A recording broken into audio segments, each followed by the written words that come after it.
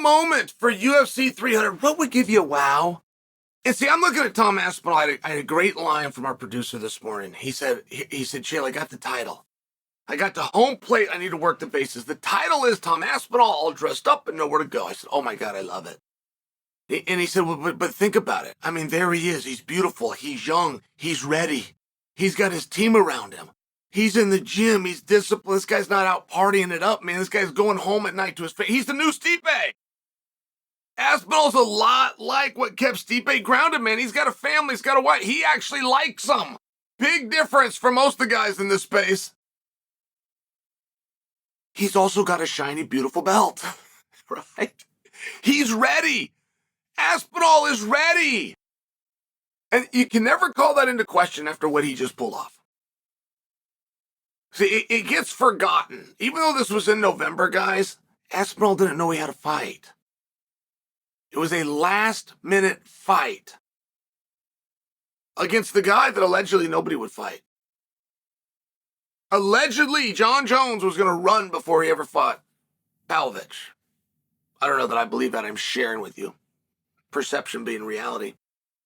Allegedly, Pavlovich was such a hard fighter, it'd be disrespectful to even offer it to Stipe Miocic. So, Tom did it. And he didn't do it for long. It did not take him long. So, I mean, just think about it from that perspective. When you have a guy that can fly to a different continent, get licensed, get on weight, and walk into a 5-round atmosphere in the world's most famous venue. So the absolute most pressure that he's ever had to deal with because of the absolute biggest opportunity. Oh, and by the way, like that. He's ready. It's the only thing I'm trying to get from you is because he's ready. He doesn't need time because he lives the right life. He's ready at all times. He's not even getting called out. He's not having anybody talking about him. And he's in a division where that isn't overly and wholly uncommon. Heavyweight has done a disastrous job. And I do mean disastrous job. And it is a little bit tough when your rightful champions aren't fighting. I mean, Francis Ngannou, who had the belt, and they should have pulled it off him. They should have pulled it off him. They never should have let that contract run out. They should have pulled it off the son of a bitch. But they didn't. So he's your champion. He's no longer your champion that never lost.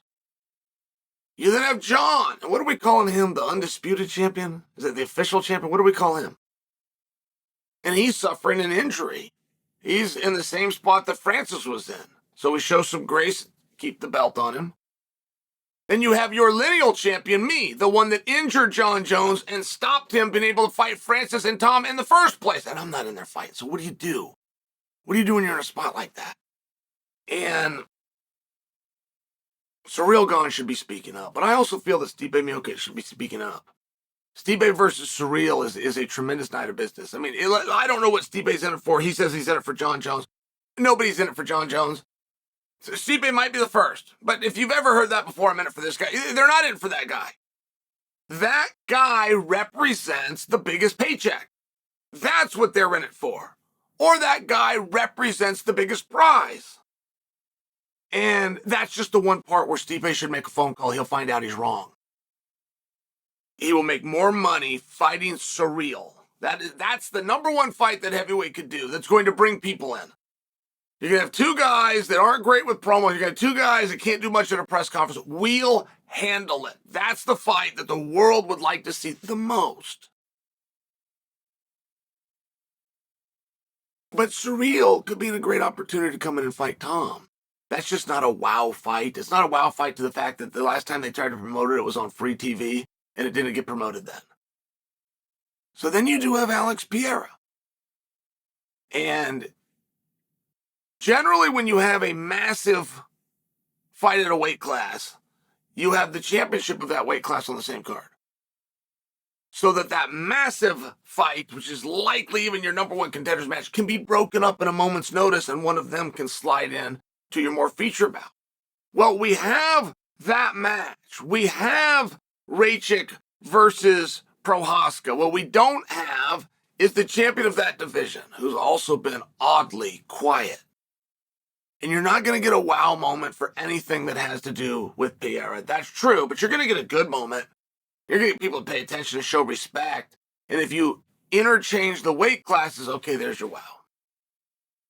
So we've got all the pieces, but I just don't know if there's anything to see here.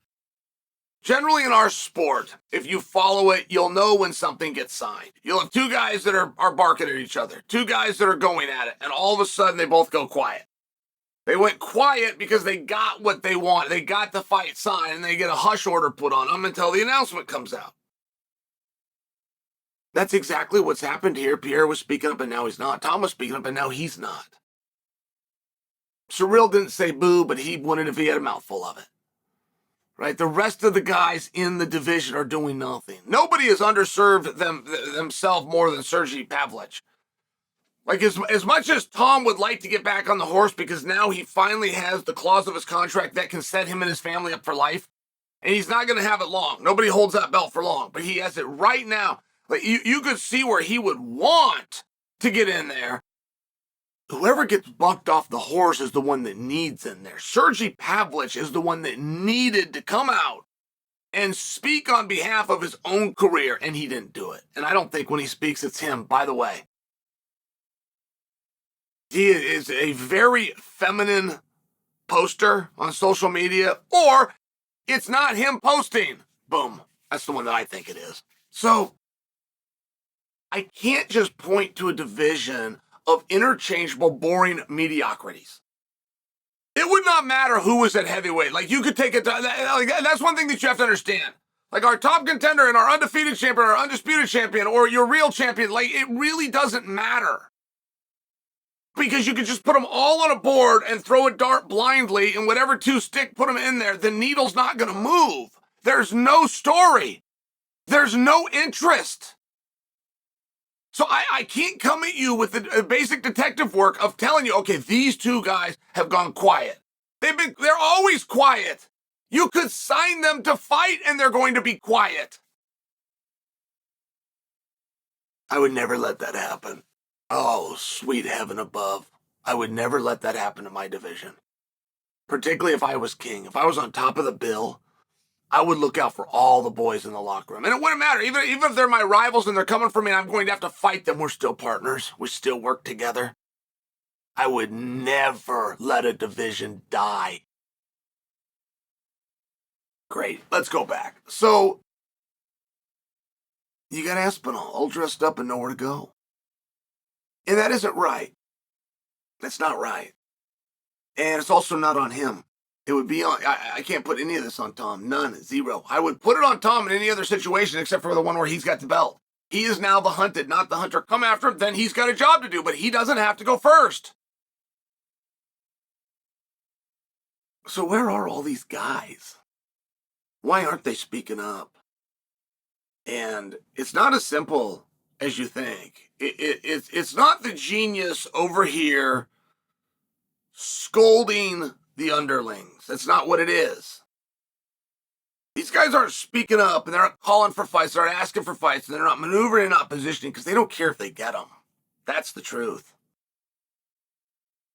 And that only represents half of them. The other half of them don't want it. That's the other part of the truth. They don't want those opportunities. They don't want to fight Aspinall. They don't want to fight at the end of the night because that would mean a main event. And they don't want to be out there for 25 minutes. It's not a whole game of because we're sportsmen. Hey, we're old school sportsmen, man. I do my talking in the octagon. Nah, it's none of that. Heavyweight's a bunch of cowards.